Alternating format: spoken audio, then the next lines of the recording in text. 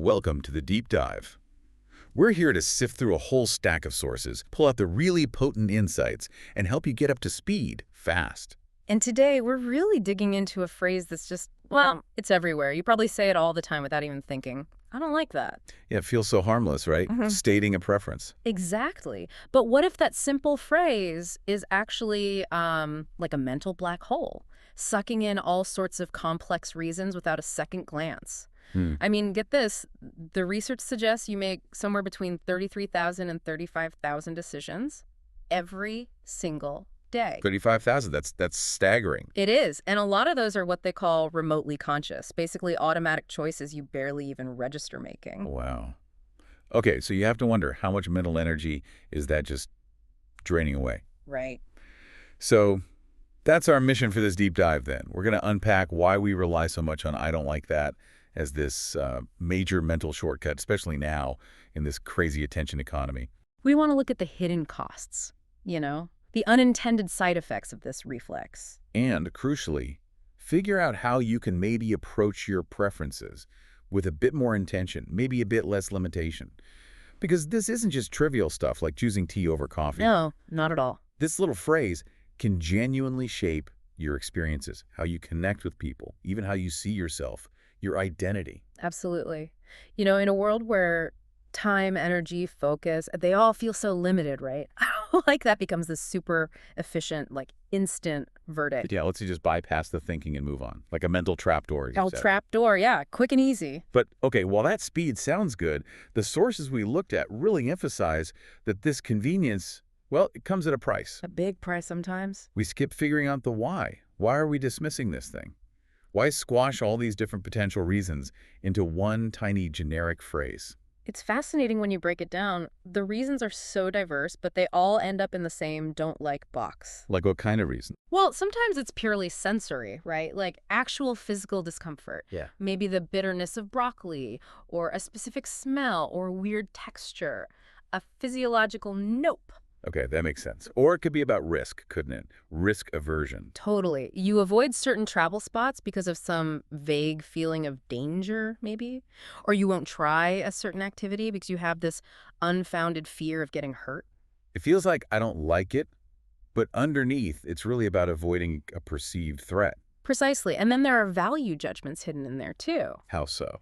Like, you might say you don't like going to, say, fancy galas, but is it the gala itself? Or is it really about the cost of the ticket or the time it takes away from something else you'd rather do, the opportunity cost? Ah, right. It's not the thing, it's the resource trade-off. Exactly. And then there's the big one, cultural conditioning. Those preferences or biases we just sort of inherit from family, friends, media. They get so baked in we don't even question them anymore. They just feel like our own dislikes. And emotional associations too, I bet. Linking something to a bad memory. Oh, definitely. A song reminds you of a breakup. A place reminds you of a bad experience. Instant don't like. So the real danger here, according to the sources, is that compressing all this nuance into, I don't like that. It just strips away all the reasoning, doesn't it? It completely strips it away. And that risks locking you into these automatic habits that maybe they don't serve you anymore, or maybe they never really did. It just creates this autopilot decision-making. Reinforces inertia, sticking with the same old things. Yeah, and if you're constantly defaulting to no, you're kind of inadvertently shutting down opportunities for growth, aren't you? Things that might need just a tiny bit of initial discomfort to push through. And this is where it gets really interesting, I think. This reflex can actually flip curiosity into defensiveness. Explain that a bit more. Well, instead of seeing a new idea or experience as an invitation, something to explore, it starts to feel like a threat. Something you have to fend off with it. I don't like that. Yeah, I see that. And that defensiveness, that can quickly snowball into what the sources call false severity. False severity. Treating something minor like it's a huge deal. Exactly. Treating a mild inconvenience or something you're just not keen on as if it's a moral offense or some kind of grave danger. Which not only makes your world feel way more hostile than it probably is. Right, but it also just drains your emotional energy fighting these tiny battles that don't really matter. Okay, so that's the reflex, the modern habit. How do we start to, untangle these dislikes, understand them better? Well, the sources offer a really useful distinction. They break dislike down into two major categories, and understanding this difference is key. Right, what are they? Okay, so the first one is preference-based dislike with misjudged severity. Oh, so This is basically when the dislike is mostly about taste, comfort, maybe habit, or that cultural conditioning we talked about. But, and this is the important part, the emotional weight you give it is way out of proportion to the actual stakes. Okay, give me an example. You know the classic, oh, I hate public speaking. Yeah, definitely heard that one. Said it myself, probably. Right. But maybe your past experiences weren't actual harm. Maybe it was just, butterflies, a bit of awkwardness, mild discomfort. But using that word hate, it massively inflates the perceived danger. So the risk there is you shut yourself off from something potentially useful or even enjoyable eventually, just because your internal language makes the cost seem enormous. Precisely. This kind of dislike, it's often really ripe for just reframing or testing your assumptions, maybe trying it again under different circumstances. The dislike might actually shrink or even disappear if you gain a bit of skill or have a better experience. Okay, so that's category one. What's the second? The second category is dislike rooted in clear negative effect. Right, this sounds more serious. It is. This is a genuine aversion. It's based on actual evidence or maybe direct lived experience, showing that engaging with this thing leads to real, tangible harm. Okay, like what? Think about avoiding a food that you know gives you a severe allergic reaction. That's not a preference, that's self-preservation. Right. Or maybe declining a financial deal that's clearly predatory and would cause you actual financial harm. Exactly. In these cases, saying, I don't like that, or more accurately, this is harmful to me, is a completely rational protective boundary. These are the no's you should maintain, maybe even strengthen. It's a genuine safeguard. That distinction feels really important. Harm versus preference. It's crucial. But the sources also mention a few other interesting shades of dislike just to show how complex this can be. Oh yeah, like what? Well, there's habitual dislike. This is basically your comfort zone bias kicking in. Just resisting something because it's new or unfamiliar? Yeah, like automatically avoiding new tech or always taking the exact same route home even if another might be faster. Your brain just prefers the known path. Okay, what else? Then there's fear-based avoidance. This is where the I don't like is actually masking a deeper fear you might not even be acknowledging. Like saying you don't like networking events. When really, underneath, it's driven by social anxiety. The dislike is a convenient cover story for the fear. Gotcha. That's subtle. And maybe even subtler is performative dislike. Performative. Like putting on a show. Kind of. It's when you express dislike mainly to fit in with a certain group or to signal something about your taste or identity, like loudly dismissing a popular band or trend just to show you're, above it. Right. Social signaling through rejection. Exactly. So it's clearly not always about genuine personal feeling, is it? No, definitely not. And this whole dynamic, it leads into something the sources call the protective to limiting cycle. Sounds ominous. It can be, yeah. The starting point is often good, right? Your intention behind saying, I don't like that, is usually protective. Yeah. You want to protect your quality of life, avoid bad experiences. That's the healthy side of boundaries. Okay, makes sense. But here's the tricky part, the habit loop. The more you use I don't like that as just a quick shorthand, the less you actually stop and check if that feeling, that aversion, is really proportionate to the situation. So your brain just gets faster and faster at saying no. Exactly, even when maybe being a bit curious could be really beneficial.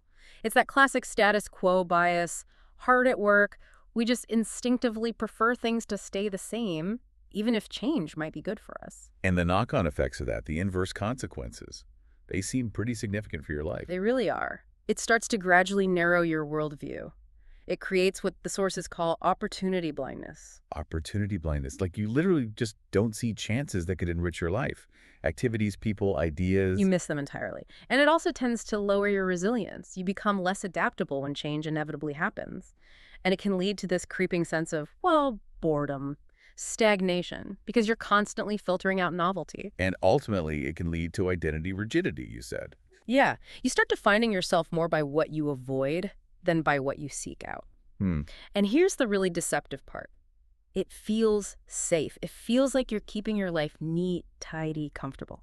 But that comfort has a hidden cost. What's the cost? Your actual threshold for discomfort drops. So even tiny little inconveniences, small bits of friction that are just part of life, they start to feel disproportionately disruptive, annoying, even upsetting. Wow. So the very thing you use to protect your comfort ends up making you less comfortable, less adaptable overall. Exactly. It's a real paradox. And as if that wasn't enough of a challenge, our digital world seems to be pouring fuel on this fire, right? It's not just reflecting this habit, it's actively training us. Oh, absolutely. Think about the basic infrastructure of so much of digital life. It's built on dislike buttons, star ratings, thumbs up, down. Yeah, everything needs a verdict. Everything needs a verdict. It trains us, conditions us to treat judgment not as a thoughtful, deliberate choice, but as the default mode. Every interaction prompts an evaluation. Constant micro-judgment.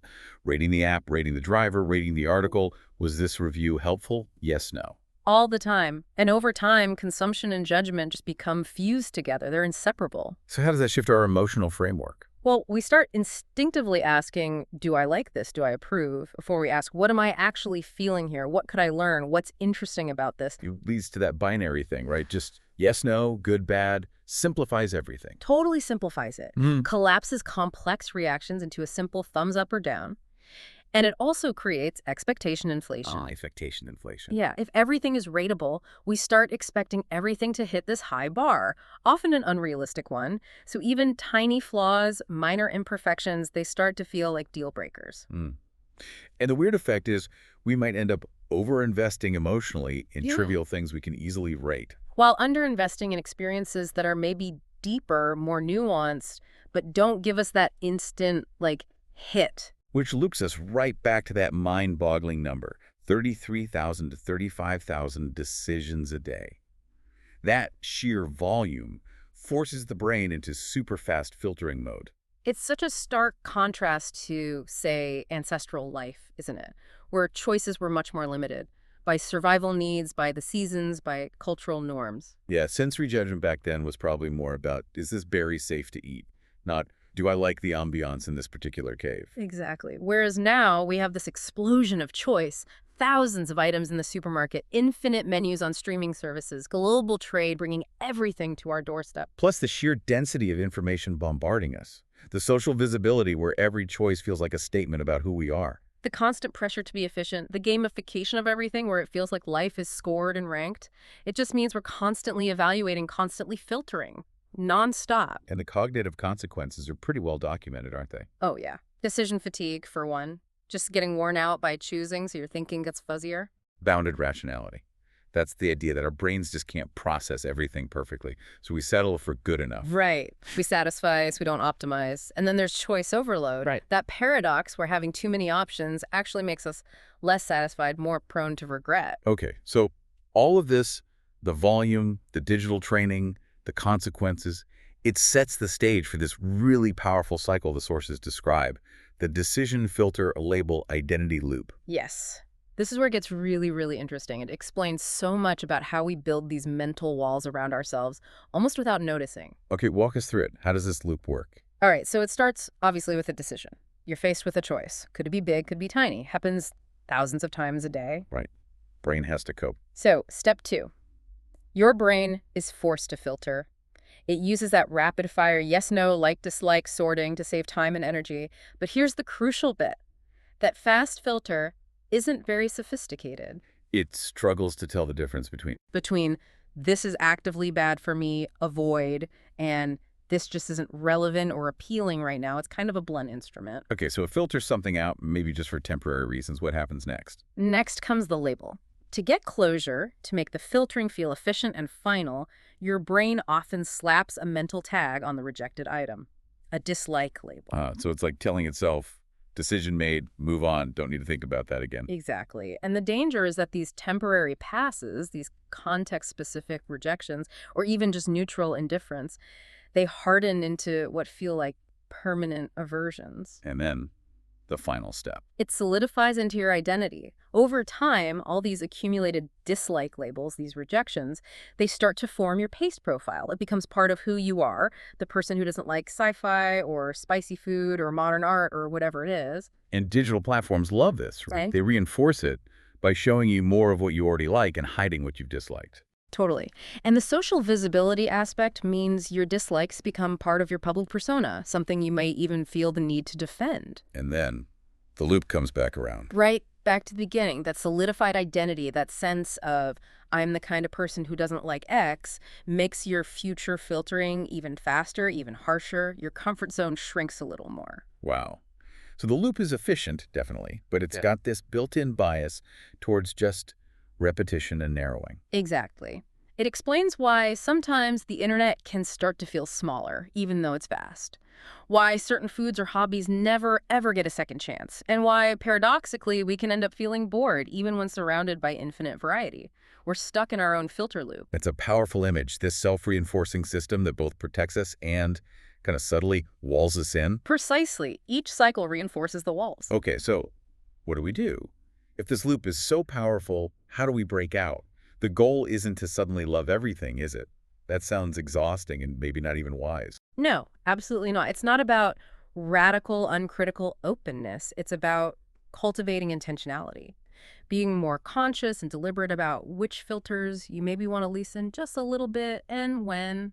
Okay, intentionality. Yeah. So what does that look like in practice? How do we balance this? Well, the sources suggest a practical framework, and the very first step is simply awareness. Audit your dislikes. Audit them, like list them out. Yeah, exactly. Maybe take a few minutes, list 10, maybe 20 things you generally think of as things I don't like. Could be foods, activities, music genres, types of people, whatever. Right. Then for each one, ask yourself honestly, is this dislike based on actual real harm or a clear negative past effect? Or is it more of a low-stakes preference, maybe something you decided you didn't like long ago and just never revisited? So separating the category 2, real harm, from the category 1, preference habit. Precisely. Just getting that clarity is hugely powerful. Yeah. That awareness is step one. Okay, that seems doable. What's next after the audit? Then maybe pick one or two things from that second column, the neutral or low-risk dislikes, and intentionally revisit them. How? Try it again, but under different conditions. If you decided you hate Brussels sprouts based on how they were boiled to death when you were 6. Yeah, I think we all have one of those. Right. Maybe try them roasted with bacon, or find the best-rated sprouts dish at a local restaurant. If you dismissed an entire genre of music based on one song, maybe listen to the highest-rated album in that genre. Treat it like a little experiment, like research.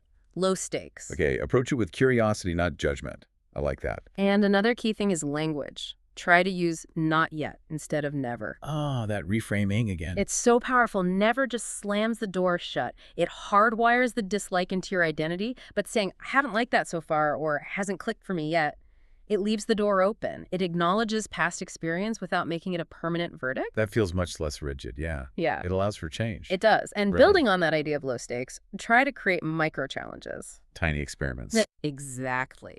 Super small, contained experiments.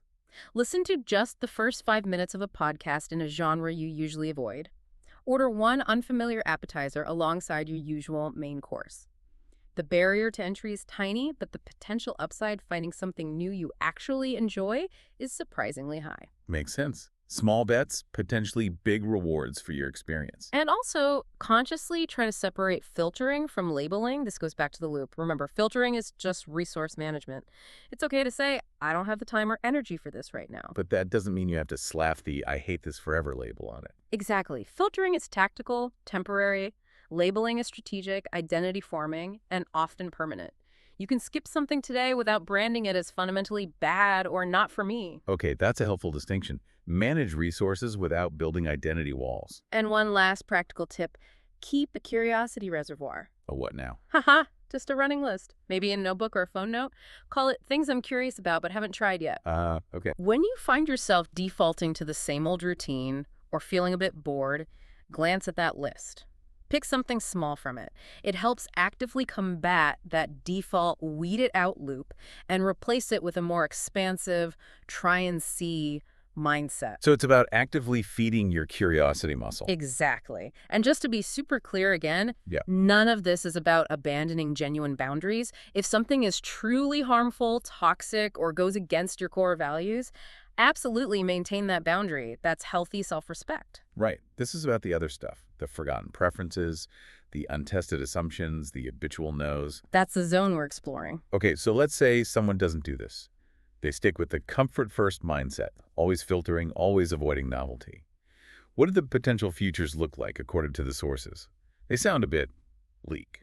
They paint a pretty clear picture, yeah. One possible outcome is ending up in the digital echo chamber. Right, where algorithms just feed you more and more of what you already like. Exactly. Your recommendations get so perfectly tuned that you exist in this comfortable reinforcing bubble.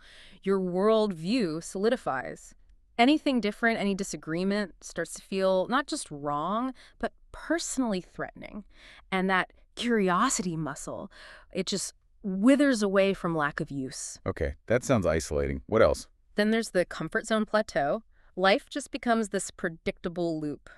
Deja vu all the time. New invitations come in, but they feel bothersome, like intrusions on your comfortable routine, so you politely decline again and again.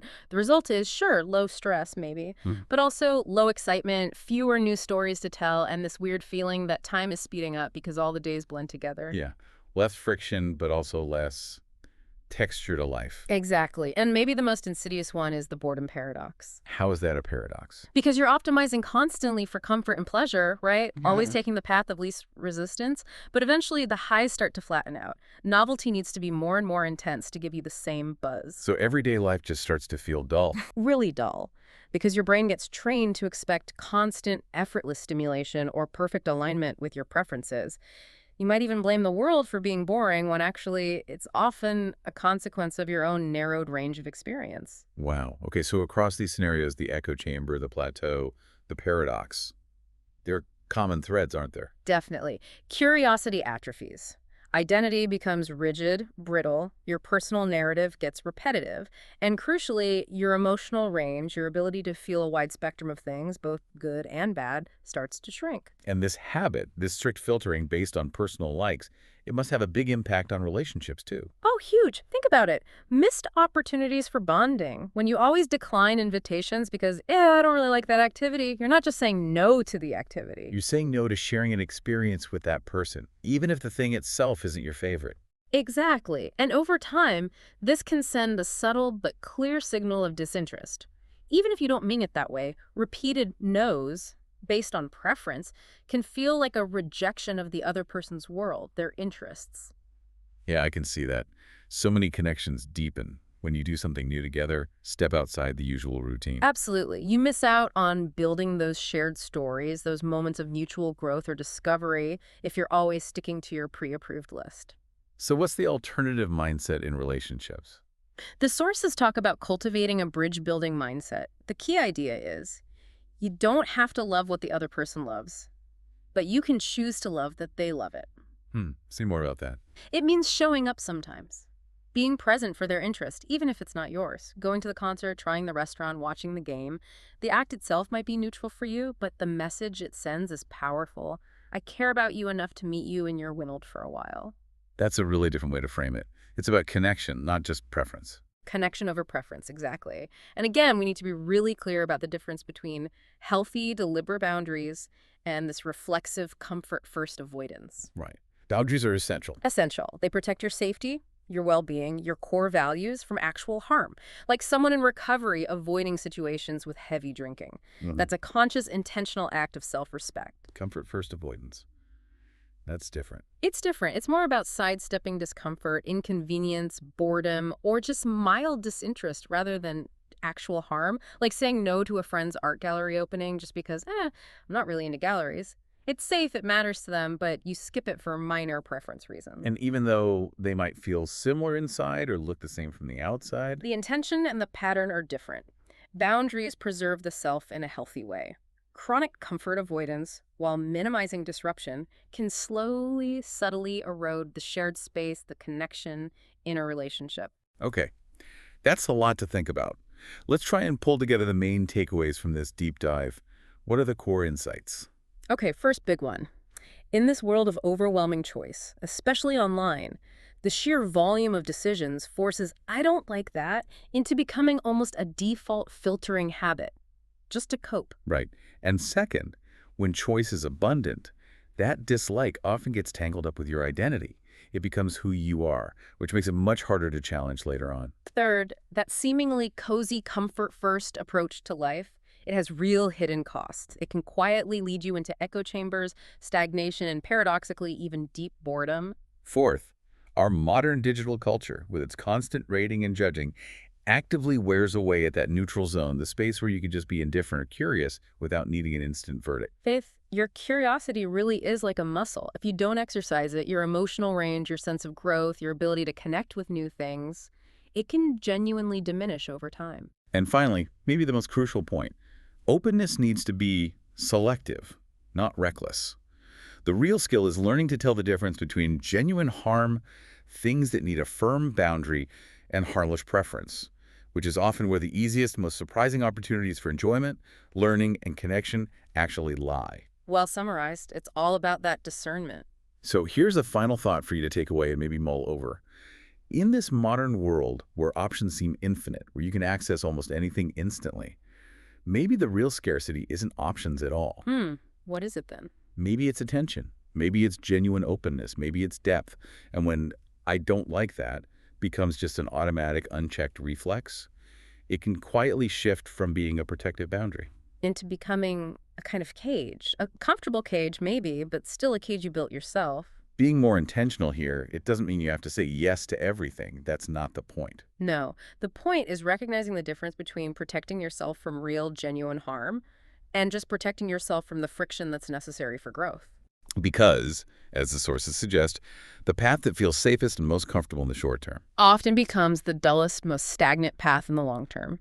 And a truly well-lived life, arguably, needs just a little bit of that friction, that novelty, that challenge to stay vibrant and alive.